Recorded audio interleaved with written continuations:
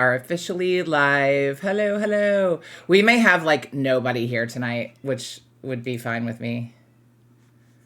Sure, sure. We can just talk. All right. I'm going to pull Coffee up talk. um I am the going to see bite. if I can find the link that you sent me to the chat again, real quick, too. Oh, I think they're hold on. I think I still have it. Let's see. Oh, that's not the one. It was this one. Let's see if it works.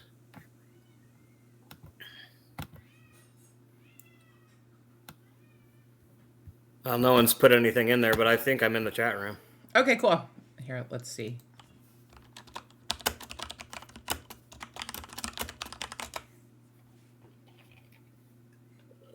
Mm-hmm. All right. There it is. Badass. Sick. Sick. All right. Sick. So you went to see the in-laws for the holidays. Nice. I did. Yeah, it was a nice time. We just chilled. I got to finish up a book I've been enjoying, and Nice. my father-in-law is a cool guy to talk to. He's a real smart guy, real well educated. He's like a big reader, and he likes history. So me and him just like chatted Oh, history yeah. and religious studies and all this stuff that he knows a bunch of stuff, and it was fun. That's really cool. Yeah, my in-laws are like super smart, super nice people. Yeah. We did not go down there because of COVID because Yeah. his Adam's dad is 80 and his stepmom is a cancer survivor, so she's immunocompromised. Yeah. So Gotta we be didn't, careful. and both of us are immunocompromised. So like we haven't seen them in years because, we don't want to, we went down there on Memorial Day and saw them a couple of times, but Yeah. back when we had hope that the pandemic would be over because the vaccine had come out, Yeah. the good old Yeah. days. It's crazy how long ago that's been. I know. So, yeah, we were bummed, but yeah, we did basically the same thing. Like we just hung out at home and watched movies and ate lots of food and, good stuff like that. Totally. I'm trying to think of what else. We both start school a week from today. We do. I'm stoked. I got an awesome course load. I'm looking forward to. What are you taking? I'm taking philosophy class, which is like intro to human nature. I just took philosophy. That's sick. And It was then awesome. Yeah. and then I'm going to then I have a writing class, just like whatever my general education requirement is. Right. And then I'm taking biology. I'm taking a statistics class, and I'm taking kinesiology class. Ooh. Yeah. Kinesiology is fun. The second in the rung of the kinesiology sciences that I need to get done. So Right. Yeah. I'm doing something kind of similar. So I'm doing nutrition. I'm taking a nutrition class. nice. Just because I have to have health sciences, whatever, and sociology. And then Spanish. I'm going to learn Spanish. And one of my criminal justice classes. I'm starting to get into the classes for my major, so I'm really excited about that. Yeah, that'll be awesome. I'm going to officially be a sophomore. So exciting. That's dope. Hi, babe. Mal for the win. Mal for the win. Yeah, it's just us here. Okay, so let's look at. I'm gonna bring this over here.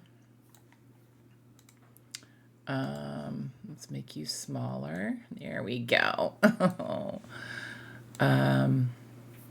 Okay, so we were going to talk about Steve. This is so funny. So Steve's last name is. I wonder if you Hassan, can. right? It's Hassan. Yes, Yeah. Hassan, and I've always pronounced it Hassan. And Yeah. I've heard other people say Hassan, and I was like, weird. I wonder if I'm saying it wrong. And so on his website, he has an audio of how you pronunciation. pronounce his name, because like, apparently he gets that a lot. I'm sure. So yeah. So I have his website pulled up, and the bite model. So for anyone who doesn't know, Steve Hassan is an ex-cult member who has spent, like, I think decades at this point studying cults and helping people get out of cults. He worked when Dave Cherry was leaving the programs and he was kind of, melting down. He actually contacted Steve Hassan. So they have a really good relationship. And there's actually an article or a blog post on Steve's website about enthusiastic sobriety that's really good, if you want to check it out. So, and his website is freedomofmind.com. But if you Google the bite model, it'll, his website will pop up. So he developed the bite model during his, years of study and research as a kind of like a measurement, like you can look at these 4 areas and apply them to whatever group, program, community, whatever you're a part of. And if they tick enough of these boxes, you're probably in a cult, right? Right. So, when we first started getting into all this back in the, God, it's been over a year now that the movement started, and the Facebook group, and then the nonprofit and all that stuff. We were, we kind of came across the bite model, and we've been using it. There's a lot of social media posts where, we compared the bite model to the program. And I think it's like, because at first glance, especially, so we'll do the behavior control section tonight, because there's 4 sections and they have a lot of like qualities in each section. And there's no way we could do it all tonight. But at first glance, like, especially in the behavior control, like, regulate physical reality, when, how, and whom the member has sex, regulate diet, restrict leisure. Like, at first glance, I would go like, oh no, no one was regulating my diet. Because what I immediately think of is like someone's bringing me food, or someone, you know what I mean? Yeah. Like someone is actively involved in like my dinner, Right. But then when I stop and think about it, I'm like, well, hold on a minute. Like people were constantly talking to me about my weight, and like, and Joy especially would literally tell me what to eat. And I think Renee did too. Like, they would be like, you need to eat this, this, and this, and, I never fucking asked for their opinion, but I got it, Yeah, no one cared about that. Yeah. Hi, Unitastic. We're very happy to have you here. Hola. Hola. So that's why I kind of wanted to talk about this, because I think, it's easy for people to kind of blow some of this off because it sounds very dramatic and like extreme. But when you kind of dig into it a little bit and you look at some of the stuff that happened there, you can see like, oh no, wait, that did kind of happen, Yeah. Yeah, I asked you to send me the link, and like, I was just reading, and you said we'd probably just go over the first one. So I just like read the behavior thing, and I was like, yep.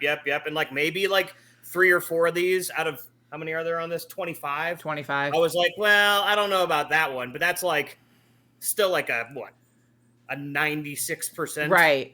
checked yes. You know what I mean? Yeah. Well, and that's just us too. Like, yeah, exactly. Like, I was not raped while I was there, but I know people who were. That's horrible. It looks like Yenna and Mal are having a reunion in the chat right now, and it's awesome.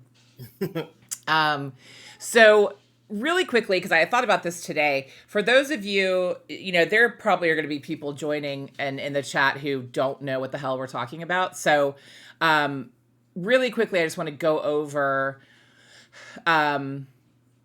how Mike and I met and what, kind of what this podcast is about. So there is a national chain of adolescent drug treatment programs in the United States that all operate under the philosophy of a man named Bob Meehan. They've been around since the 70s. They were actually started in Houston, Texas in the 70s.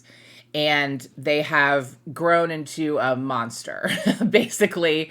And they have managed to stay under the radar enough that they've been able to continue operating despite tons and tons and tons of negative media attention, parents, former members, former staff who have lodged numerous complaints against them.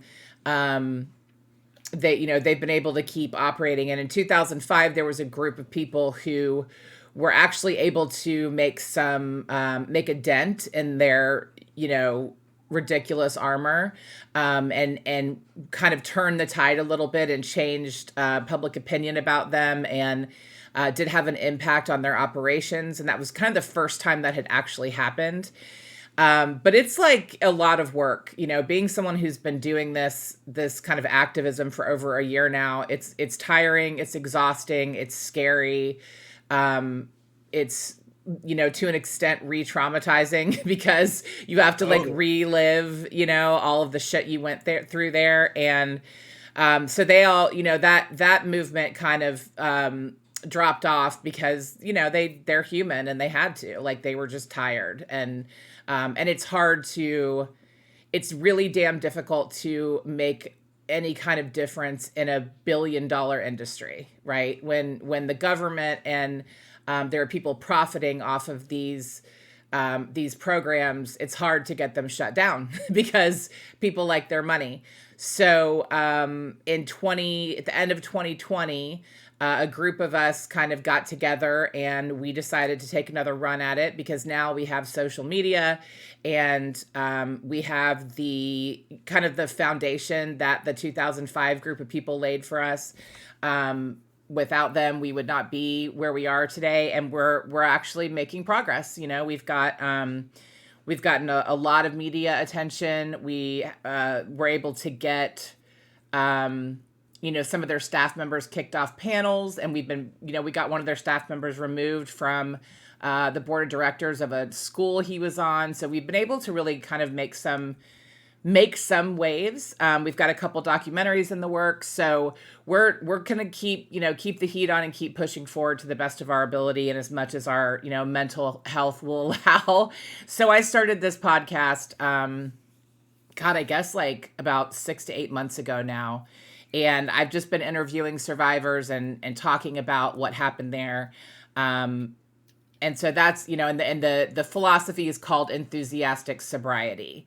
And it's basically based on the 12 steps, and the very distilled, well, not distilled, the very,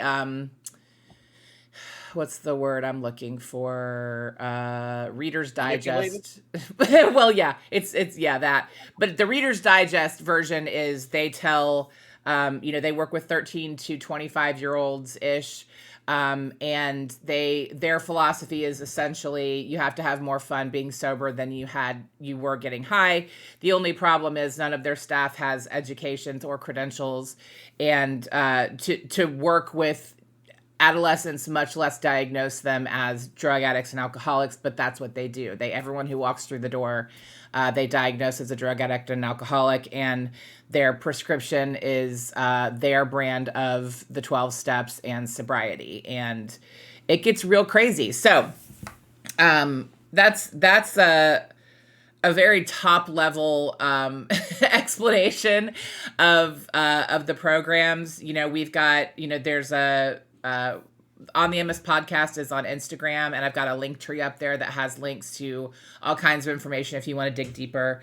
And ultimately, thank you for being here today because you're helping to raise awareness just by being here. So that's what Mike and I are doing today. We're looking at Steve Hassan's BITE model and applying it to the program, just to kind of, flesh it out a little bit and again, kind of raise awareness about what happens in those places. So So let's start with number one, shall we, Mike? Let's do it.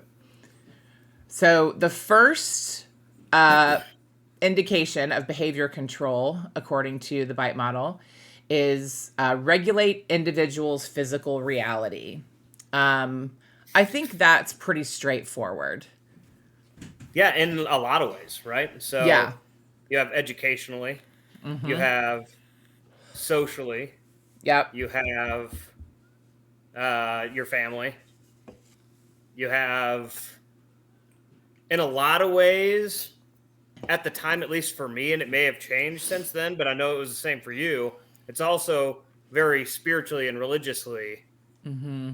like they overtake that aspect. Like that's like Yeah. maybe the main thing that they attack Yes. or abuse rather, right? Is like this their corrupt principle of a higher power being God, whatever you want to call it, right? So Yeah. God as you understand God. yeah, right. Yep. So yeah, I mean, physically, physical reality. I mean, I can't think of a single way that it didn't try in every capacity to separate you to only have you spend time doing that. I don't know if I've ever experienced that something that wanted to encapsulate your physical reality more than being involved in that program. Yeah.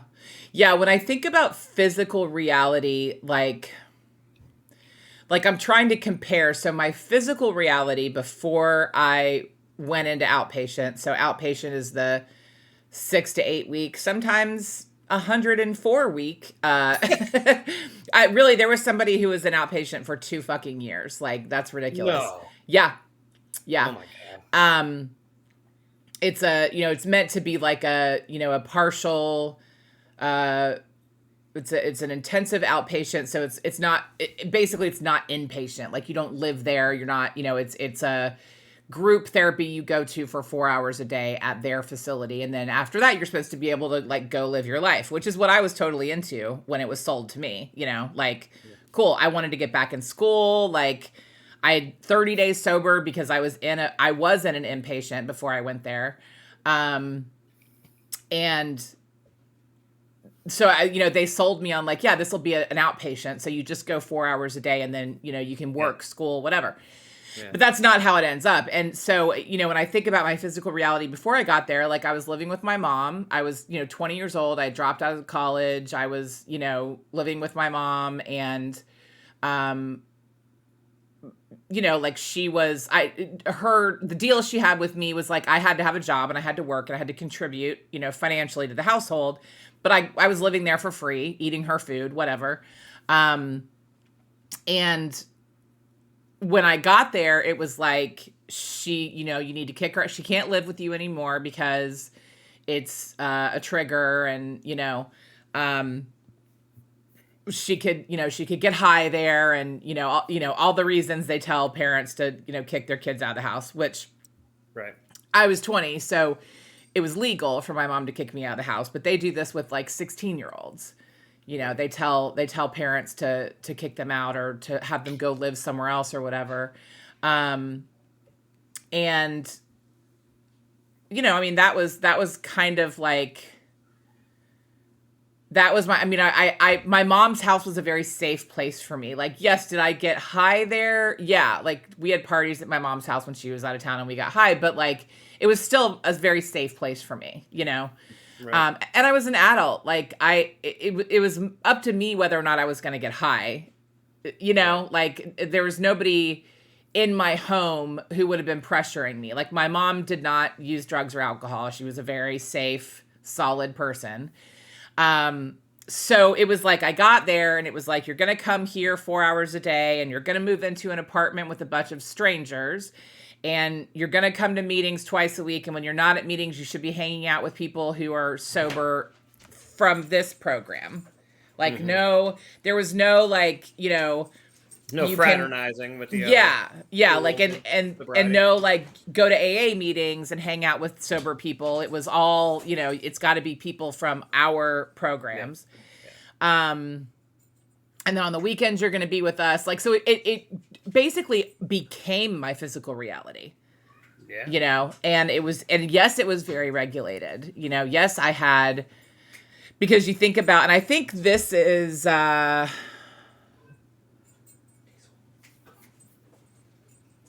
looking to see if it's in this one. It may not be in the behavior control. It may be farther down. But you're also, people in your life, including your roommates, are encouraged to like narc on you.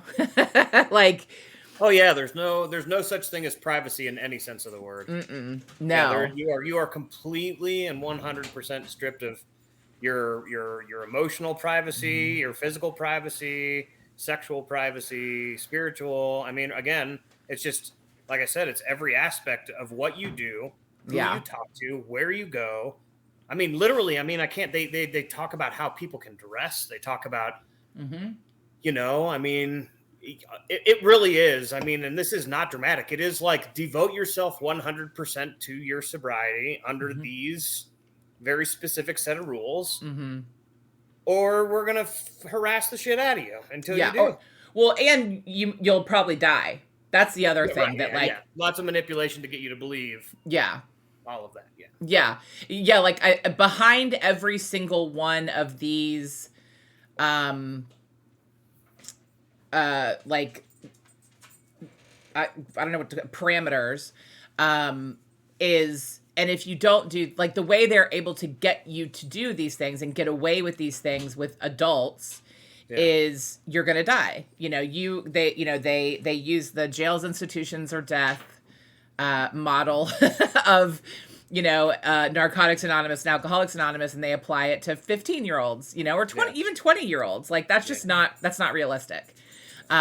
So they're able to get away with all of this because they first convince you that you have a disease that is terminal. And if you don't stay within these very narrow, structures, then your disease is going to take over and it will eventually kill you. Right? So it's like your life is on the line. And then, we moved, so we're starting to get into the second one, which is dictate where, how, and with whom the member lives and associates or isolates. So, yeah. So, I mean, here's a good story, I think, about this. So, I had been sober for, let's call it, maybe 6 or 7 years at this point. right. I had been on staff for 4 or 5 years at this point. I was, the senior counselor of the Right. largest younger group in the United States. That's what, Mike Weiland would always try to boast, the numbers of Crossroads, right? So, I have like all this going on. I feel like I'm doing well. Like, I'm at least in the standards of being able to have a girlfriend, and I'm in the good graces of everyone at this point. But Right. I remember, so like I got moved to St. Louis after being on staff for like 2 or 3 years, and when I got back to St. Louis, like that's where my family's from. My family's really cool. Like Right. my parents were like super supportive, and they were involved in a lot of stuff, and now more so my dad than my mom. But still, like my mom would come when she could. She just worked more and had other Right. obligations that were going on, so she couldn't make everything, which of course in the eyes of the program makes you like the worst person in the fucking world. Right. Which Not brings a, me not to a, where, not a good parent. so again, remember, I'm already on staff for however long. I've been sober however long. In the eyes of everyone, I'm doing really well. And so like I was enjoying on the weekends going and spending time with my parents, right? Like I would go on Sundays to go just hang out with them, maybe watch a football game or just hang out or watch some hockey with my dad, or maybe we'd barbecue. So anyways, Right. they got like, I remember like them starting to go like, you're going over there an awful lot. Like we usually kind of get together on Sundays for like the whatever the family time bullshit that they would talk about, and like Yeah. family dinners and all this, and you're just like Yeah. whatever. I was like, Yeah. yeah, but my family is like 3 miles from here, and I want to go. Right. It's like once a week, dude. I spend literally every other minute. So what eventually ends up happening is after like first off, I kind of agreed like, okay, I can understand like maybe I need to be around a little more or something. I don't even know, right? Like, they somehow manipulated me into agreeing that I didn't need to be around them quite as much. Right. So like I kind of backed off, and then it came to a point where it was like I was kind of just like, again, kind of going and doing that, and because I wanted to spend time with them when I could, and then I had this really long talk in Mike Weiland's car in front of the office Well, he fucking blew camel wide smoke in my face for hours. But I mean, this conversation literally lasted. I would say in his car in front of the building after a meeting. So it was already late. We were probably there till 2 in the morning. So like 4 hours, maybe 3 hours, something Right. in this car. And the whole punchline, like nothing was brought up. He was just picking at me and digging at me and trying to find some reason for me to be fucked up, right? And at the very end, he's just like, I think your mom's evil.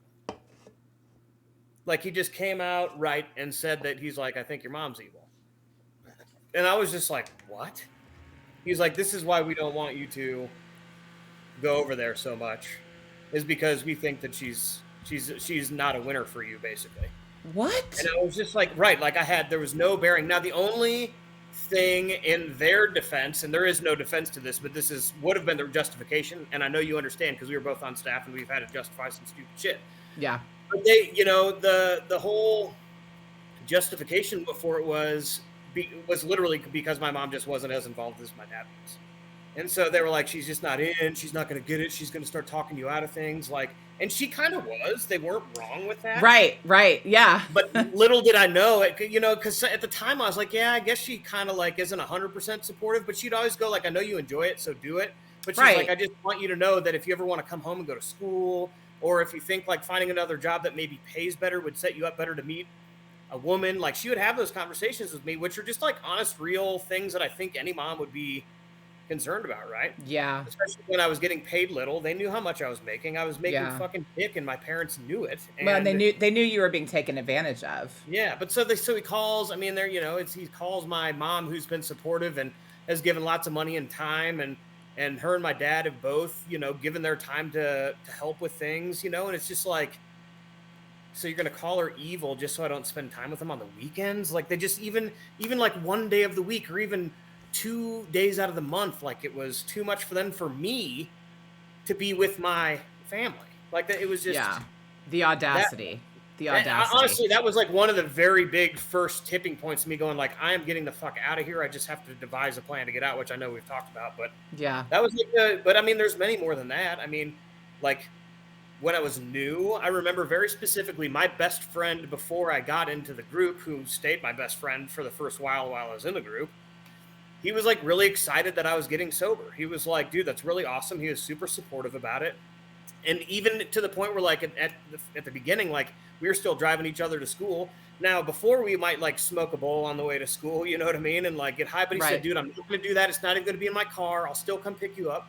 He was just like, cool. It didn't matter to him. So he came to see me get my fist after 30 days.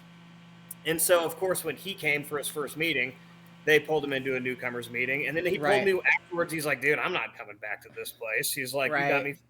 He's like, I was here to be supportive of you, but I'm not intending on spending any time here. I was like, man, it's just a formality. But I was also, so I had this person who was awesome, who had changed his behavior in our relationship right off the bat to be supportive. And here they are pulling that person out of my life. I got told that I was dating a girl who had been dating for a while, and her and my parents got along. I mean, it was like a high school relationship, so it wasn't anything right. Whatever. But as serious as it is for then, yeah. Right, yeah. I'm getting pulled out of all this stuff, and I was agreeable because, again, like you stated, I was convinced that I had this like damning disease that there was no chance to get rid of, and also there were a lot of promises of like, at the time as a young man, you don't know the world very well. So when someone who's been around for a while paints a picture and they can convince you of something that's really beautiful, and seemingly awesome, like you trust that, man. You know what I mean? Like I think any human being at a young age like that, who is incredibly like just like a blank notebook, and you're still like writing so much of your life, and you don't know that much, but you feel like you do. I don't know, man. It's a weird age, right? But you get they're making these really heavy promises to a person that maybe is trying to find something, but I don't know. You know what I mean? It's I know. I totally know what you mean. Yeah, but again, it's all of that is to say, it's just like they rip you away from literally everything to get you as involved in the program as you can be. Yeah. That's a very accurate description of where people are when they end up there. Whether they're using drugs or not, that's being a teenager. Like, Yeah. that's just being, an adolescent. Like, yes, like I love that analogy of like you're a blank book. Yeah. Like you're figuring out who you are. And yeah, they come at you with this like, your life's going to be amazing. Like, yes, you have this terrible disease, but on the other side of that is peace and sanity and this amazing, and they present themselves as like we're, like Mike and Amy especially made this big deal about their marriage and their relationship, like it was, of God and it was meant to be, and they were soulmates and, all this stuff. And they present you with all these things that you're at this point in your life where you're like, is that ever going to happen for me? And like, how is that going to happen? And like, even like, I had a boyfriend too when I got there, and it was like, is he the one? Is this, like you're just in this place where everything's so untenable, and they come at you with like, here's a way for you to have power over how all of those things are going to end up. Yep, exactly. And of course we were like, sign me up. Yeah. And of course we were willing to like, okay, I'll let go of that one friend if that means I get to be the person you say that I get to be. Yeah. And I mean, even for me, like I was manipulated a bit at first to be told like, well, you'll get enough time sober to know if they're going to be good for you or not. Right. Mm-hmm. Like that was kind of the thing, was like, I was told to put these people kind of on pause. Yeah. And then like, once they kind of get you, and you're like bought in on this stuff, like going and spending time with these people does sound like a bad idea, right? Yeah. I mean, it really did. Yeah.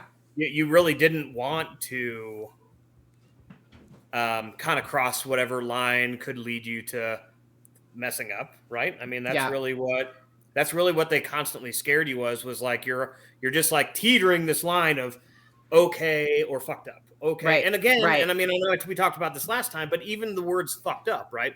They would say that all the time. That's a really heavy thing to tell like a teenage person, and not just a little bit, but like you hear that in a positive way, like, oh dude, you're so fucked up. Oh man, you and look how far you've come. Like it was like this, which it is cool when people that come from dark places get sober. I'm not saying that that's not. But, right. Anyways, yeah, I don't know. We could talk about that portion forever. It's just. Yeah. Well, we have the rest of time, Mike. We do. We can talk about this forever. Yeah. So, and that actually, that's like a really, something that you reminded me of. I actually talked to a woman that was like my first friend in the group. Right. Oh, wow. She only ever knew me when I was in the group. Like she didn't really know me on staff because she graduated, right after I started working there. And she was one of my first roommates. So when they made me move out of my mom's house and into this apartment with like 1, 2, 3, 4, 5 other women, she was kind of like the house mom. Like she had, I think, the most time sober, and she was just a really sweet, like kind, caring person. Mm-hmm. And so she and I got really close, and we stayed really close the whole time I was there. And I talked to her last night, and it was really fucking cool. And because she wants to come on the podcast because she's been listening, and she has some stuff that she's like, I feel like I have this kind of unique perspective on some things that happened to her after she left. So we're going to record her episode this weekend. I'm so excited. But anyway, awesome. We were talking about, at the end of the conversation, we were like, God, I'm so glad we got to talk. And I was like, you were my first friend when I was in the group. And she was like, yeah, you were my last friend. And I was like, what do you mean? And she was like, when I graduated, everyone stopped talking to me but you. Which, that's kind of how I was. Like, I never understood, like, why we had to stop talking to people. Like, like, I was like, if they don't work here anymore, like, they just got a different job. Like, why would I stop talking to someone who was my friend because they got a different job? But I would always it would always become an issue. I would always get a talking to about why I'm still talking to this person and that they're, not a winner for me or whatever. So she was like, yeah, you kept talking to me for a while after I left. And then eventually I tried to get you to go out to dinner with me. And you told me that I wasn't a winner for you. And I Oh was wow. just like, I was just devastated. I was like, Yeah. I'm so sorry. And she was like, oh my God, you don't have to apologize. Like, I get it, you know? But it was, That's I was rough like, though. I can't even imagine what they would have said to me. I don't remember it at all, you know, but, Yeah.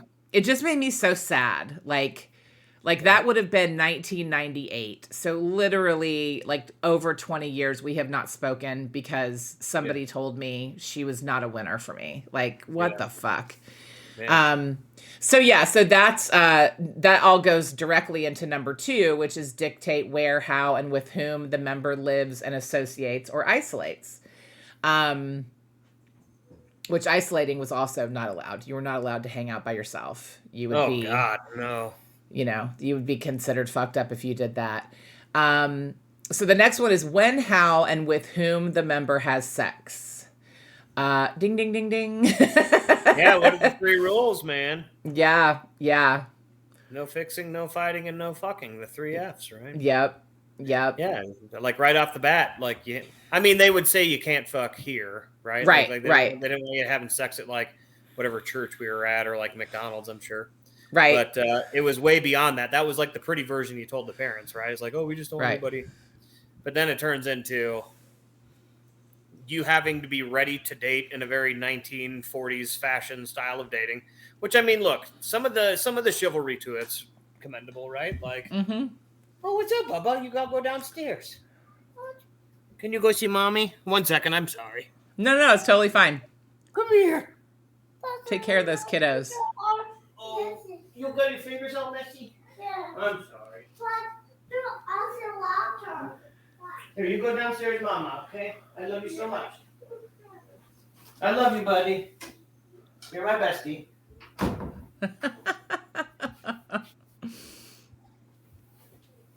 That was the cutest thing I've ever heard in my life. He crept up. Yeah, he's a goofball. How old is he? He's 2.5. Oh, He's a sweet boy. what a cutie. What was I saying? Oh, we were talking about how. Oh, sorry. We were talking about how they said that the 3 Fs only applied at functions. Oh and yeah. So then it was meetings, the but- 1940s dating Oh yeah, yeah, style, and, yeah. right? Which I mean, look, there's some merit to like, you know, bringing somebody some flowers, and you know what I mean. I mean, there's like some of the things are cute and fun, and like you get I think that's like the initial appeal Yeah. to like to thinking about a relationship. Like I don't think it's necessarily bad, but Yeah. when it becomes like a hardened rule where like, what do you mean you didn't get flowers and come up with a creative way to ask this person on a date? So there was like this extravagancy that you had to go through just to like woo a woman, which is like, again, on paper that looks really nice, but like Right. an application when, you know, maybe, I mean, there's a lot of people that fall in love naturally, right? Mhm. That just through conversation that don't have to go through the whole rigmarole. When it becomes so controlled in the exact steps in which you can even like hold someone's hand, Mhm. give them a little smoochy smooch, you know, and then like, you know, it's all of it, man. Again, it's just like another piece of your life that is just completely bombarded and taken over. And again, they paint a picture of a very pretty world Mhm. that is like this idealistic thing. But again, the reason they do that is so that they have something that if you skew from the path or have your own Mhm. ideology with something, they have like, well, this is the way, and we're going to jam it up your ass till you do it, or we're going to harass you until you do. I mean, Yeah. again, Yeah. Well, and I could say for there's a cat in here somewhere. I don't know where he is.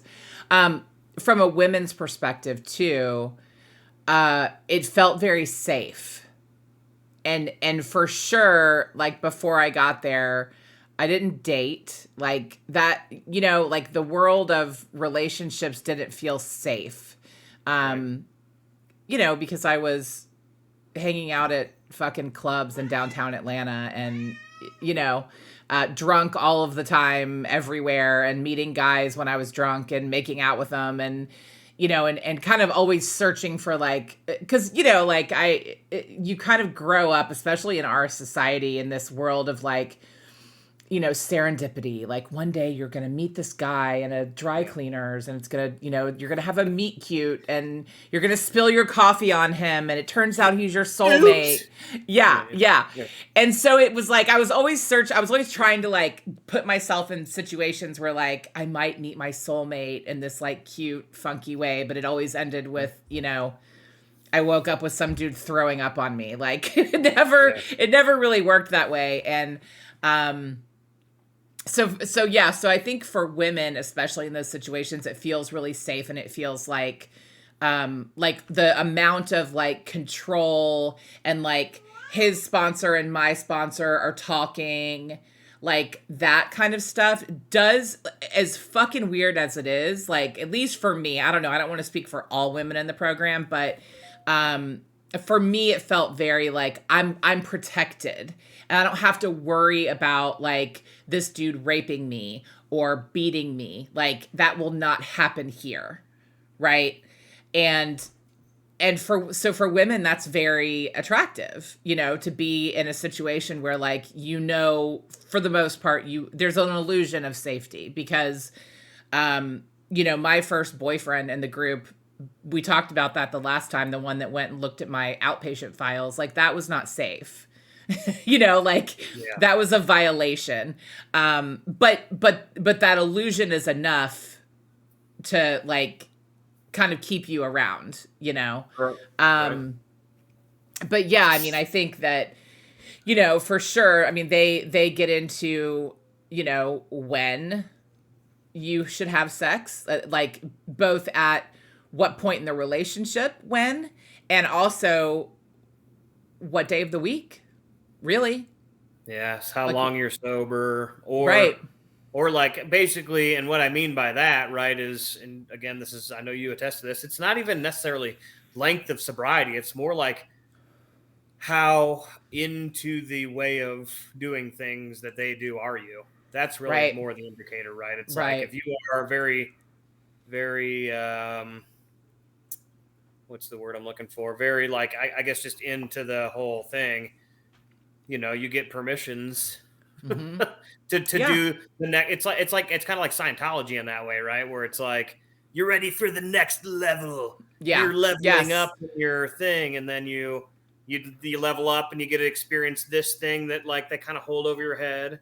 And then yeah, you're like you keep performing for them, and then like they allow you this next little level of, so it's like, okay, now you're allowed to hold her hand, and yep, now you're allowed to give her a little kissy kiss.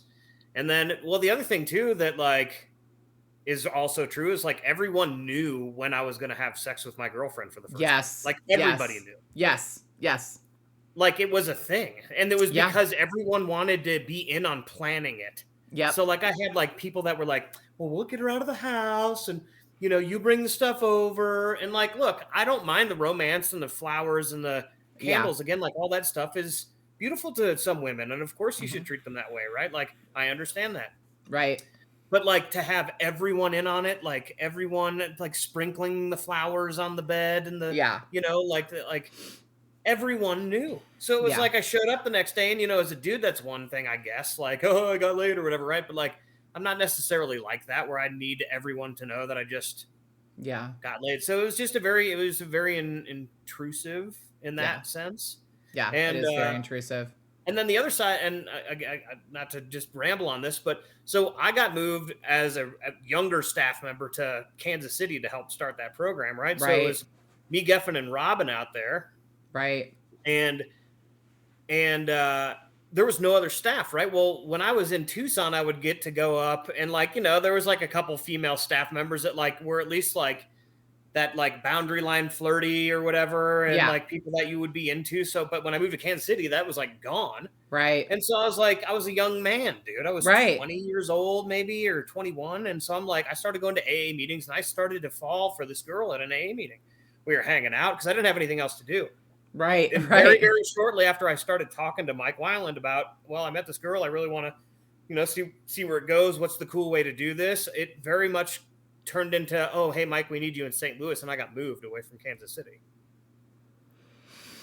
All because of me being interested in, and the justification for them doing that was that because Kansas City was so new, they didn't need a junior counselor at the time, right? So Right. they justified moving me under the guise of the junior counselor thing. But like looking back on it, it's hard for me to like if I had a friend that told me like, oh, I'm falling for this person, we're having a lot of fun, like I would support them and want them to be around that. But like to Right. immediately get pulled away Yeah. for some bullshit, Yeah. that always like fucked with me. You know, they never really said anything directly about it. I mean, maybe there was a couple little mentions, but it was definitely a way for me to get away from possibly dating somebody that wasn't involved with the program directly. But she had like 4 or 5 years sober, and so did I at the time. You know, like Right. Right. Yeah. anyway. But just Well, another yeah, thing where well, what it would have been attributed to was some like nebulous, ambiguous, like we're worried about you kind Yeah. of thing. Like they would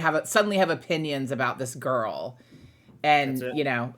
that's what that would have become. Yeah, no, I get it. I mean, talk about having nothing going on. I was, I was in my 30s and had,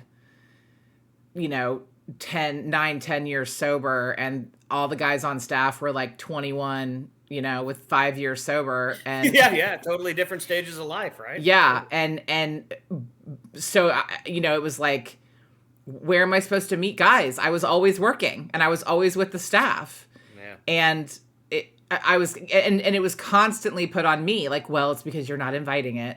If Not you were inviting it. Yeah, like if you were open and if you were ready, and Hated that. then you would just meet somebody. And it's like, but where? Yeah.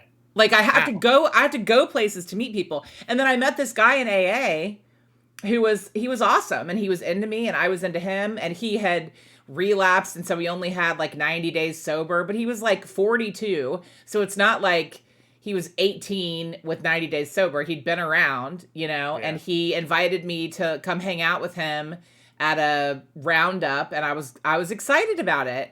And I got, sat down and, talked to about how roundups were just fuck fests, and he just wanted to have sex with me, and I was going to get myself in trouble. And it's like, first of all, I don't care if he just wants to have sex with me. Like, I'm down for that. Yeah. It's been 5 years since I had sex, so I'm cool with that aspect of it. Yeah.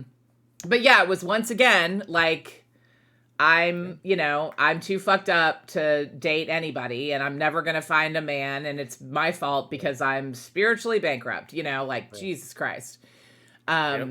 So yeah, it's insane how, and how much worse that gets when you're on staff too. Like, I don't think if you haven't been on staff, you don't understand the amount of like control and manipulation that happens in your life. Horrible. Like, no, it's the worst. It's literally the worst thing I've experienced in my life. Yeah, same, absolutely. There's nothing that has caused me more pain in my life than my experiences being a staff member for an enthusiastic sobriety program. Yeah. Yep. Agreed. Totally agreed. And that maybe I say that, and after you hear about so many other people, like, look, I understand, and I think sometimes this is how they kind of skate by, right? Is like, it is bad, but like compared to what? And then you like, I just kind of think they're like, a lot of people go, yeah, but they're still helping people get sober, and all. I'm just like, no, dude, it's not that easy to just kind of wipe this idea of how harmful this program is away. I don't think that's fair to the people that have experienced it, to just go like, well, but they're getting people sober. No, they're not. No, they're not. Yeah. Well, we're like on the third item of 25, and we already have like 75 stories a piece about this shit. Right. You know what I mean? Right. Like, it's like, this is a learned man who spent a lot of time researching this stuff, putting a list out of what makes a cult, and dude, we're 4 items in, and I'm already convinced of it. You know what I mean? Right. Yeah. Yeah. No shit. You just reminded me of something I was going to say. What was it? Oh, that used to hold me back too. Like, because they have this whole, like, if we are not helping kids, who is? Yeah, and so because they're the best, and I had that too. Like, well, they're still helping people, and if they shut down, like, where are kids going to go? And I mean, that is an issue. I mean, there's plenty of, I've got 4 or 5 people who've now reached out to me from this school called the Hyde School in Bath, Maine, that was horrific, that are going to be coming on the podcast because they're like, we're ready to speak up. So it's not like, these programs are the worst. It's, but we can't say like, well, there's nowhere else for them to go, so let's have them continue to get harmed in these places. It's those can be separate issues, It's like an abuse that's like almost acceptable in our society, because it's like, and I hate again to bring it back to this, but like the abuse caused on a lot of people is the same way that a religion kind of encapsulates your life, right? Like with the same kind of guilt and the same kind of shame and the same kind of stuff, and like maybe it's because people are just used to it from being involved in that for so long that they're used to that. I don't know why more people don't go, this is unhealthy, but like that certainly seems like it's it, right? It's like, but it's not an excuse. Exactly what you're saying. It's not an excuse. There are other people that have maybe gone through wackier and wilder shit, and sometimes explaining enthusiastic sobriety to people is kind of difficult. Yeah. And it's like very individual, but like everyone has very similar experiences.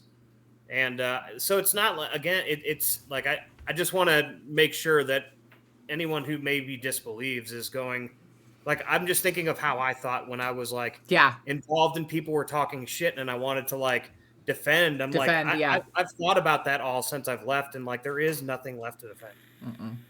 There really is truly nothing left to defend about that place.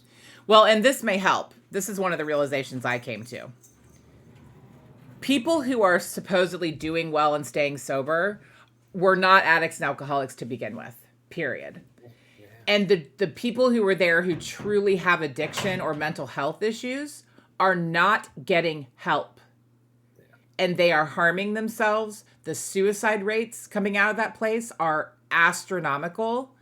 With the mass complaint form that the nonprofit created, when I was involved with that, I think it was something like 8% of respondents knew 20 or more people who had committed suicide from that program. Now, 8% is not a high number, but 20 or more people is a high fucking number. Yeah, it is. Like for there to even be 1% of the people saying that they knew that many people who had committed suicide is insane. So defenders, like, I'm sorry, I get it. I get why you want to defend it so badly. I defended it for so long myself, but they're not helping anyone. No. And in fact, they are harming. And it's not getting better, it's getting worse. So and it's kind of like, I know that you've shared this with me, but it's kind of like when you heard first, like when I used the word abuse in that post, and you were like, oh my God, it was abuse. It's like, it's like, stop and think about what we're saying with abuse, right? Like, I'm not saying that they beat me or, any of that, but like, I'm sharing, and we're both sharing an amount of like, manipulative abuse, emotional abuse, spiritual abuse.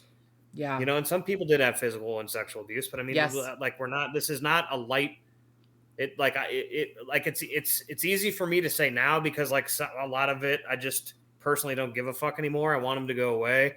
I think just as bad as anyone that does, but like, I've just kind of become so okay with my own life that I don't give a fuck about them anymore. Right. But that took a long time because of all the shame and all the fucking shit. Right. And I just think that it's abuse, man. That's that pretty much that simple. And so don't deny it anymore. Get the fuck out of that. Yeah, please. I know it's hard, but please. The next one is control types of clothing and hairstyles, which is hilarious, but yes, absolutely. And it's never blatant control. Like, with the women, it's a little bit more intense because we can't be slutty, but we also can't be too frumpy. Like I there were definitely, when I first got there, I look back at pictures of me when I first got there, and I'm like, son of a bitch, like I squandered away the best body I've ever had. Like, it makes me so mad because I was so hot. And I would wear, and it was like the summer, you know, and I would wear these like halter tops with like these big overalls that had just holes all over them. So you could see like, I mean, you could see straight down my overalls if you wanted to. But I was 20 years old. Like that's, yeah, and it was the 90s. Like that was like how we dressed. And I had all these like cute dresses that were tight, you know, that kind of thing. And I, you know, was talked out of wearing all of it. It was like, you can't dress like that around men, with the implication being like, cause then you can't complain if anything bad happens. Yeah. Right? Like if anything, if you're raped or you're sexually assaulted, it's your fault because you dress that way. And that, you know, sober women didn't dress like that, didn't carry themselves that way. Yeah. And you know, pool parties or going to the lake. Like there's a picture of me from a lake day at Lake Lanier when I was like pretty early on an outpatient, and I'm wearing a long sleeve shirt. Like it's the middle of the summer and I'm wearing a long sleeve shirt. And I remember some of the girls wore bikinis and they all got like talked to about it. Oh yeah, you get ripped off in the bikini. You cannot wear a bikini in front of a bunch of, you know, and it was always like, you can't do that to the guys. Like they can't help themselves. Yeah. You know, that whole way of thinking. Some of that stuff. Yeah. That's so true. I remember just getting talked about, like you just dress like a stoner. You dress like you want to be in a band. You dress like, you know, they would always make these comparisons for me. I do want to be in a band. Yeah, I was like, well, yeah, I played bass for how long at this point? Yeah. 10 years or whatever. Anyways,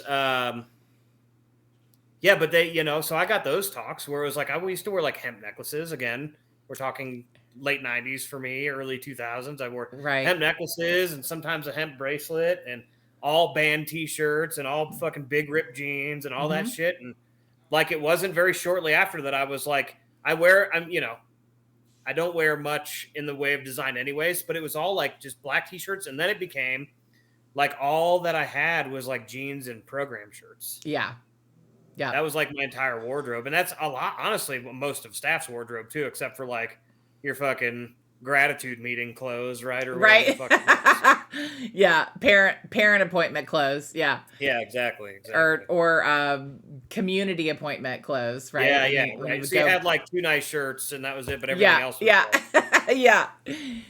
No, I went through, I mean, when I was on steering committee in the group, I remember we had a purpose where the senior counselor, Roy Silva, bless him, he's so great. But he had this conversation with all of us because we all wore like jeans and like flannels because it was the 90s. Yeah. We were grunge. Hello.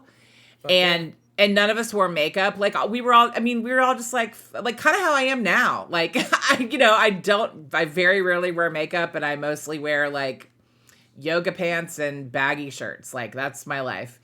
But he was like, you know, I'm so sick and tired of looking at y'all, you know, with no makeup and you're not attractive at all. And you wonder why you don't have boyfriends and, you know, blah, blah, blah, blah, blah. Like you need to start. And then it's all couched in, you're not respecting yourselves. You're not first classing yourselves. You're, you know, it's not self-love. It's out of self-hate. And which then is always tied back to your disease, which then is tied back to, it's going to lead to your death. Like you're going to die. You wearing flannels and combat boots is eventually going to end up killing you. Yeah, because there was once somebody who got high that wore those things, and you're not allowed to participate in anything that someone once did when they were high or something, right? Right. Well, and some, you know, dude complained to Roy that, you know, he didn't think any of the girls in the group were fuckable enough, so Roy decided to have a talk with us. You know what I mean? I mean, guaranteed. That's also possible. Yeah, for sure, because the male gaze was everything. So yeah, I mean, it was, and from that to like, then I, you know, when I was on staff and Andy was the director, then I dressed too flashy. Like you know, he would always say, you know, he'd be like, oh, you look like a hooker. He always called me a hooker or prostitute because I had a suede coat that had tassels on it. And I will never forget when I was working in Augusta, I was in an appointment with this kid in the group, and Andy came down to visit, and he walked into my office in the middle of this appointment with this kid, and I was wearing a striped shirt. Like, it was like yellow, pink, blue, like bright colors, really thin stripes. Yeah. One of my favorite shirts ever. I got it at like Express. It was like, it was trendy. Yeah. And he walked in, and the kid looked up at him, and he went, "Oh, are you here to fire Jacqueline?" Because of the way he just busted in the room. And Andy went, "Well, I mean, I might fire her for wearing that shirt," and then turned around and walked out. And I was like, okay, like, instantly dehumanized in front of a client. Yeah. I mean, it was just awful. So yes, and I'm, I stayed like that. Like, I didn't give up my, my sense of style. Like, I loved wearing weird, shit. Like, I loved it, and I never stopped doing that, thank God. But I was constantly getting shit for it, and I just wanted attention, and I just, whatever, like. It's like, or this is what I like to dress like. Yeah, that used to bother me. Yeah. Yeah, like. I was like, I like this band, man. What do you mean I can't wear this fucking Black Sabbath shirt? What do you mean I can't wear this Tool shirt? What do you mean? Right. My shirt's gonna fucking convince me to smoke weed? Like, like, it's a shirt. I remember, like, I had like a box full of shit. Yeah. I had a box full of like T-shirts and even some like music that I wasn't allowed to listen to. Like, I think I got rid of like all my Cypress Hill albums. Oh yeah. I got rid of all of my. Oh my God, Cypress Hill! I saw them in concert multiple times. I just saw them. Did you? August. Yeah, in August. It was amazing. Oh my God. Atmosphere opened up for them, and yeah, it was great. I loved Cypress Hill so much. Oh yeah, dude. And people made so much fun of me for it. Yeah, they can fuck off, man. They can fuck off. Yeah, dude. No, but yeah, and a bunch of other stuff. You know what I mean? But like, and we had like this big burn. It was like me letting go of my past. Oh God, like, yeah. You know what I mean? Like, it was. Yeah, I kind of forgot about that, but I definitely, and I also had some risque VHS tapes at the time that they wanted me to get rid of. So it was like a fucking box full of just shit that, like, I don't know, somehow tied into me being sober. A Tool shirt apparently means you're letting go of the old you. Yeah, man. Whoa. Yeah, to become that person you want to be. Yeah. Regulate diet, food and drink, hunger and or fasting. I mean, again, that one was never like a blatant thing, but I definitely was constantly being talked to about my eating habits, and it was always tied to my weight and my looks, and all that kind of stuff. I will say that at one point of me being on staff, I realized that the junior counselors kept setting up house parties. And I remember asking one time, I was like, why are we just doing house parties? Like, let's do something creative for a function night. And they were just like, oh, man, but all the good food. Yeah. And because, like, if I was where I was at, which was a senior counselor having a lot of responsibilities and working 80 hours a week or whatever it was, I was getting paid dick. Those kids could not have been getting paid that much. You know what I mean? Not that I was getting paid anything at all anyways, but yeah. Yeah, so they were literally throwing house parties to eat good food because the parents really would take care of it. It's like, and I would eat better, honestly. Other than that, I survived off fucking Tostino's pizzas and ramen cups or the cup of noodles and fucking canned chili and spaghetti. Like, I didn't have any kind of flair to my diet or anything really healthy or substantial. In a lot of ways. Like, I wasn't able to afford good meat most of the time. Occasionally I'd get like a pound of ground beef to like make some spaghetti sauce or something, but like that was even rare. So, I mean, if I think about how it affected my lifestyle in those kind of ways, it did, but I don't know that outside of the financial burden of just not getting paid anything that they really said much of this stuff in the way, but it did end up affecting the way that I ate and participated in food. And like now, like I love going out and eating all kinds of different foods because like we have money to do it, right? I'm not a fucking broke. And it's okay for me to go to a place that serves alcohol so I can try some right. Well, and you know what? That's an interesting one because that was the other thing was like you couldn't eat anything that had been cooked in alcohol. Yeah, no fish and chips, like beer battered fish and chips. Yep. Because like it could set off your cravings. Yeah. Like Dude, so you couldn't even have a kombucha? Like that would be some bullshit. I Yeah, love me some yeah. kombucha. Well, and I remember it's so funny because my husband and I are strung out on Marie Callender's like frozen dinners right now because Yeah, yeah, we just have been, well, physically we're not doing great because we're, coming off of my sprained ankle and his torn meniscus um yeah, we just haven't had the energy to like cook, yeah. so we were like, let's just order a bunch of like semi-healthy, frozen meals. And so Marie Callender's turned out to be like the ones that we like the most. And I remembered I had this memory of no one would eat Marie Callender's frozen meals because a lot of them were cooked in alcohol. So like Oh, really? it became this thing, like if someone had Marie Callender's in their freezer, you had to like have their back. Not even kidding. It's ridiculous. I know. I have a magic wand right here. This is what they do to I you. know. You're I've been gonna obey seeing my rules. that's a Frozen wand, isn't it? Is It that from is. My Frozen? daughter left it in the bedroom. I love it so much. Yeah, there you go. I need a Frozen wand. So yeah, I think that definitely, they regulate it very passively, and it's a manipulation, and then also because you have no money, so Right. your options are limited. Right. Manipulation and deprivation of sleep. Yes, I cannot tell you how many times I was told no one ever died from a lack of sleep Yeah. because they would encourage us to stay up all night, reaching out to the newcomer or like partying with people to help keep them sober and all that kind of stuff. And I am not someone who does well without sleep. Like I'm just not. Like I like a full night's sleep for me is 9 or 10 hours. Like that's the only way I wake up not feeling like I want to die. That's Like amazing. Yeah, good for I'm, you. I'm a sleeper. Yeah, yeah. So I was just miserable if I didn't sleep. And then it was like, what's wrong with you? Why are you in such a bad mood?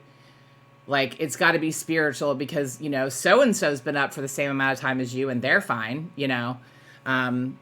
It's just ignore biology Yeah. altogether. Yeah, and it's not like you didn't see real heavy talks happen during daytime because they certainly did. But I feel like most of the stuff that I would see with either other staff members or for myself personally, getting kind of like ripped off for being a certain way was always really late at night. Yeah. Whether it was a purpose meeting, they would wait for you to have worked an entire week, and then it's here comes Friday night, and now Mm-hmm. you barely got a chance to take a break. And most of us didn't take a break. We would basically get out of our last appointment and go straight into purpose. Yeah. And then you just worked a full probably 55 or 60-hour week already. Yeah. And now you have to go into this purpose right after work with no break to go eat dinner, or you're cramming like fucking McDonald's down your Right. face. Right. And then you're just getting, but then you get ripped off at that point. So I guess my point is like they definitely waited until like the late hours. Anytime I wanted to leave the program or like quit, I was up till 4 in the fucking morning getting. Oh yeah.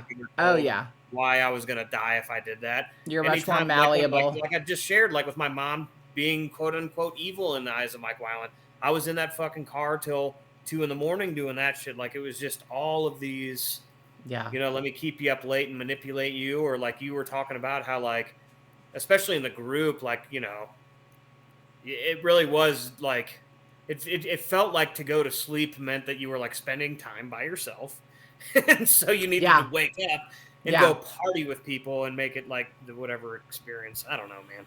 Again, just very little sleep in the group. Definitely, there's specific things that happen at round robins where you stay up all night with everyone involved in the group, and people talk about probably mostly dramatized God experiences all night, and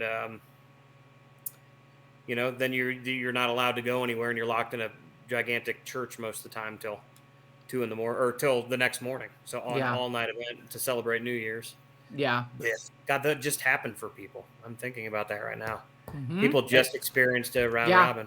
I did an Instagram series on round robins around like last week before New Year's Eve. And so for people who are who are here who aren't familiar with some of this terminology, purpose was an unpaid staff meeting that we had to go to twice a month. It was like every other Friday, right? Yeah, it was every other. I mean, I think at one point it was either every 2 weeks, and sometimes it turned into every 3 weeks. So it was either Yeah. every 2 or every 3 weeks. Yeah. And they call it purpose because the point of this unpaid staff meeting was for the staff to get together and talk about what's going on with them personally, to make sure that as a group of employees, we were all still in a place personally where we were serving our primary purpose, which I don't know what it was. Do you know what it was? What was our primary purpose? Like, what did we say it was? I don't Like, have any idea. I can't. I mean, it's I mean, the big book. It's the big book reading what the primary purpose yeah, definition yeah, is. yeah, yeah. Usually. But But I can't. Our primary purpose is to love others, and I love don't remember. others or some shit. Yeah, Right, it was. right. But the Yeah, it was primary just. purpose was that the directors needed money. I mean, that's really I'm what gonna it look came this down up. to. Yeah, look it up. So that's what purpose was. So and it ended up being like there was always somebody who was like in the hot seat who was like, you know, fucked up and not doing well, and you know, a group of people had gotten together and decided they needed to be confronted, and so they would be, and it was just always, you know, and you ended up being there till 2 in the fucking morning, and like Mike said, like you're exhausted and therefore you're more malleable and, you know, open to people saying a bunch of stuff to you that was mean and heartless. Okay, so did you find Are it? you ready? Are you ready to puke in your mouth a little bit? Oh God, yeah, I'm ready. Okay, it's a fellowship of men and women who share their experience, strength, and hope with each other, that they may solve their common problem and help others to recover from alcoholism. Our primary purpose is to stay sober and help other alcoholics to achieve sobriety. Got it. Got it. Remember that? That I Yep. used to say that fucking every night of my life. Yep. Yeah. We had it memorized. Yeah, no, Yeah, now it's just real gross. yeah, now I read it and I go, eh. Yeah, and round robins are they do one in the summer and one on New Year's Eve, and they're these all night events. So they start at 7 at night and they end at 7 in the morning. Where they keep you know, all the parents come and all of the clients come and all the staff is there, and you basically stay up all night, you know, partying, but really you're just in a bunch of weird meetings, like Yeah, it's all like night. meeting, dance, meeting, God meeting, Eat. Dance. Yeah, and you get good food because the parents provide all the food. The parents provide food. Yeah, so that was great. So the staff could get nutrition. Yeah, for like one night a year, and the kind of the penultimate meeting is for a long time it was a no consequences meeting, where remember, that's brand new. Yeah, and so when you were like absolutely out of your mind, you probably hadn't slept for 24 hours. They sit everybody in a room together, and the staff walk around with microphones. People. Yeah, hundreds. And the staff walk around with microphones, and you're supposed to tell like your deepest, darkest secrets, because it's a no consequences meeting. So there will be no consequences for whatever it is you say, which is so fucked up, because it's like, who are you to dole out consequences or not? Like if somebody admitted to raping someone, there need to be consequences for that. Yeah. But that was the point of the meeting, was like they wanted people to unload, because supposedly that's how, you know, you can't stay sober if you're not being 100% honest about every single thing you've ever done. Yeah. And so they would get people, and like, so people would make stuff up. Like, it was insanity. So they stopped doing no consequences meeting, and then it became a God meeting, where basically the same fucking thing happened. Yeah. But I guess like people couldn't be like, wait, you said no consequences anymore, because they wouldn't call it that anymore. But yeah, so it was, I mean, like, you know, like Mike said, like we were already working 50, 60, 70, 80 hours a week. And now we're expected to show up for this all night event, and they would have the staff show up at noon to set everything up. Oh yeah, that's an all day thing. And then we would be expected to stay awake all fucking night and into the next day. I mean, it's insanity, and it absolutely puts people in a place where they are more susceptible to suggestion and coercion and all kinds of shit. So that's what round robins are. I don't even necessarily remember what people would cop to, but I remember like some of this going like, dude, you just shared this in front of like 400 people in this room. Like that's like some very private, because I've also in my understanding of like the whole cult pathology stuff is just like the whole idea of, you know, like no sense of yourself and like everyone knows everything about you. And Yeah. like that's, I mean, those were like prime examples to force people into that. And also in on the other like side of that coin is like this really powerful feeling that kind of goes over the room when someone is like willing to share that stuff, which is actually like a real thing. It's like going to a concert that and Mm-hmm. everyone's favorite song comes on, everyone Mm-hmm. kind of has that collective feeling. It's kind of like that, but in this really kind of heavy way, right? Where this Yeah. kind of collective thing happens because you really think you're seeing people like, and they define this as like you're finding God or you're Mm-hmm. or you're getting your first step, right? Which is again Yeah. the ultimate thing that you're basically manipulated into believing your problem, right? Yeah. So, but these are opportunities, and these God meetings were like the main opportunity to really have people experience what it was like for people to be turned. You know Yeah. what I mean? In like a Yeah. mass sense, Yeah. and made to be like this really special. And really, if you think about it, it was like a ceremony or like a or what do you call them? Like a church, like a service, right? Yeah. Like this. Yeah. Yeah. It's like a traditional. I don't even what would you call it? What would be the culty term of that? Ritual almost, right? Like a Yes. Yeah. ritual. Yeah, It is very ritualistic. That's very true. Yep. it's pretty weird. Yeah. And yeah, it it's trauma bonding, right? It Totally trauma bonding. engenders that feeling of like we're all in this together. We have all had these similar experiences. I love you, like all of that stuff. It all hits this like crescendo at Yeah, midnight, you know.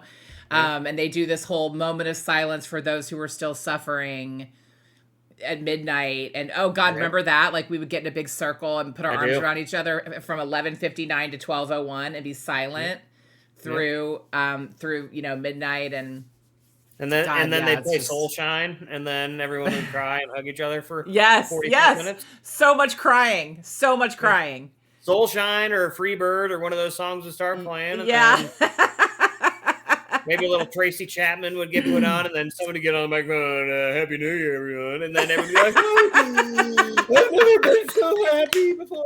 I'm 16. I've never felt this way. Yeah.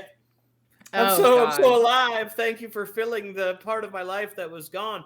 Which I can't say that I didn't feel like that was true for Oh me. yeah, Like I absolutely. finally, like there was a part of me that was like, I finally found my purpose to Yeah, and my love and people. help people get Yeah. sober. Because again, it's like I never ever want anyone to think that like sobriety is bad, or that Right, like even the right. idea of like bettering yourself is bad. Like all the things that are like on the surface are like probably good ideas, right? But like the ways in which they go about to convince you of these things and manipulate you with them is the problem, right? Yeah. It's more about what they do with the information than maybe the information itself in some senses. Yeah. Well, and this is not recovery. No, it's not. Like, I want to be clear, we are not saying people should not participate in recovery from drugs and alcohol or even not participate in AA or 12-step programs. I personally don't believe that that's the best way for people to get sober. But for some people, it is what works for them. Yeah. So yeah, by no means are we saying that recovery is the problem or sobriety is the problem. But this is not, this program, what they're doing is not recovery. No. It is child abuse. It is coercion. It is manipulation. It is not It's cult recovery. behavior, right? Mm-hmm. We're Yeah. only 5 items deep and we've already been going, you know what I mean? And there's 25 on this list. Yeah, yeah. And I was gonna It's making me say, think about a lot of stuff too, I which is know. interesting Yeah. that I'm kind of reflecting on a lot of these things that I haven't thought about in a long time. Because I Yep. mean, I'm like a very emotional dude. I've always been that way. Mm-hmm. I cried at fucking the end of Armageddon when old fucking Bruce Willis took one for the Yeah. team for For old the Liv for Tyler. the planet. Yeah. Yeah, dude. Like I cried. I'm not embarrassed to share that. You know what I mean? Like, and I'm a kind of a big softy, and when you are that kind of person, those kind of things in like a round robin, when they really get to like some kind of heavier vibe stuff, I mean, it sells you, right? I mean, it kind of you buy into it. You're so emotionally open to kind of feel these exaggerated moments that you really believe them and you believe that they're good. And you, at the time, you don't see what the setup for all of that is. That setup is really all to just like, again, it's like all of the things that I got honest about, all of the things that I ever like needed to work on. It was never about getting healthy. It was about them having that information on me. Yeah. Yeah. You know what I mean? And like, look, you know, people would, you know, to tell someone to like let go, let God is not a bad thing to say to someone, right? Right. But when you say that to someone and then follow that definition up with I am God, or the group that you're in is God, and then followed that up by like people basically claiming to be like spiritually powerful people. I mean, it's just a very messy, like it just turns from like that, because that's the thing that's always bothered me is like a lot of the one-liners that you hear in the group, a lot of people outside the group use them, but when they use them, it's not like this bad thing. You're like, oh, that person actually said like one day at a time in a healthy way. Right. Or this person said, you know, let go, let God, or whatever. I don't know. I can't think of all the fucking stupid sayings anymore, but like you hear people use it in a way where you're like, oh, that's what that's supposed to mean? Well, they use that on me in such a manipulative way. Yeah. That it wasn't about the actual message. It was never about, in my opinion, especially being on staff, it was never about helping someone get healthy. It was about having shit on people. Yeah. It's all very toxic. Yeah. They're using things that can be very helpful and making them very toxic. Yeah. For sure. Yeah. Yeah. And I think on that note, I think we've gotten through 1 through 5. And that's kind of why I wanted to do this, because I knew that you and I would both be like having really good examples of each of these and why, you know, and like why, like, I know it sounds a little crazy, but yes, they did control clothing and hairstyles. Mm-hmm. It may not have been outward. It may not be in the way that you've seen on TV or heard about in other cults, but it's happening. Yeah. It's definitely happening. Well, I mean, we've even talked about some of these down the list just in our stories, you know, like financial exploitation, manipulation, or dependence. We touched on how little we got paid when talking about food and how much like money was attached to how spiritually healthy you were. Yep. So they told, you know, but that was like that was just so they could get you off their back because you weren't getting paid enough. Right.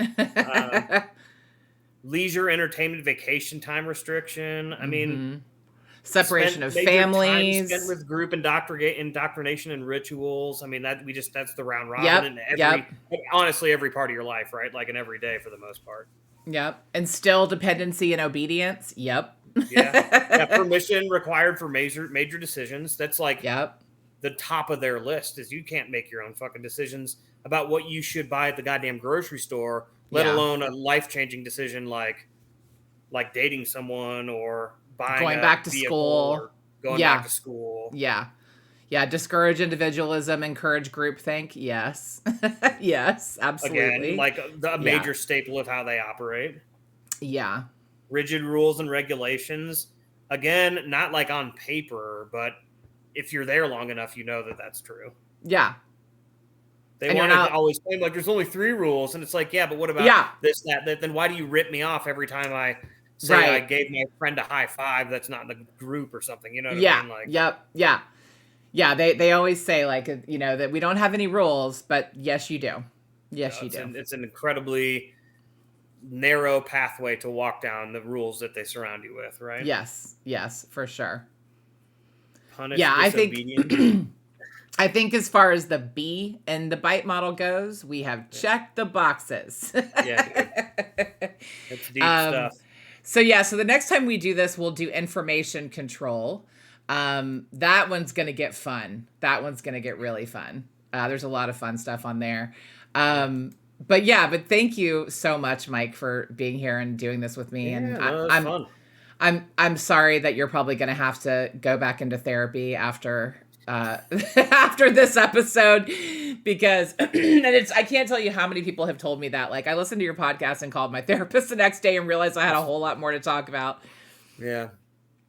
And Well, I still am let's hope I can too. stay positive. I'm not too worried about it. They can all fucking kiss my ass. That's how, Yeah, I mean, for sure. For sure. and you know what? I legitimately hope they close down. And if anyone has a problem with that, here I am. You should go away. Like, I Yeah. Oh don't have a yeah. problem telling people that I anymore. mean, the goal for this podcast and the movement is shut them the fuck down. They don't have any. Bye. They don't deserve the honor of helping another human being the way that they Mm-mm. promise. Mm-mm. No. It's a real tragedy and Yeah. travesty that what they're doing to people. Yeah. Yeah, it really is. It really Yeah, is. the only thing that I've seen recently is a picture of a kid with a swastika Yeah. that was involved with it. I'm just like, Cornerstone. that the staff members were laughing their ass off at that. Yep. They're like, dude, you can't be that guy, but and Yeah. like, I mean, I can just see it now. Oh yeah. They encouraged it without encouraging it, and Oh yeah. White supremacy is rampant. Rampant in these programs. We could do a whole episode on that. anyways, that's all just to say. Like, I know it's not any better than it was, even though it's been over a decade since I've Yeah. been involved. It's been It's not 14 any years. better. It's not any better, and it's worse. Yeah, yeah. Is the problem. I can only imagine. Yeah. So thank you everybody who was here tonight. We had a couple people in chat. Y'all are awesome for sticking around and listening to us talk about just insane shit.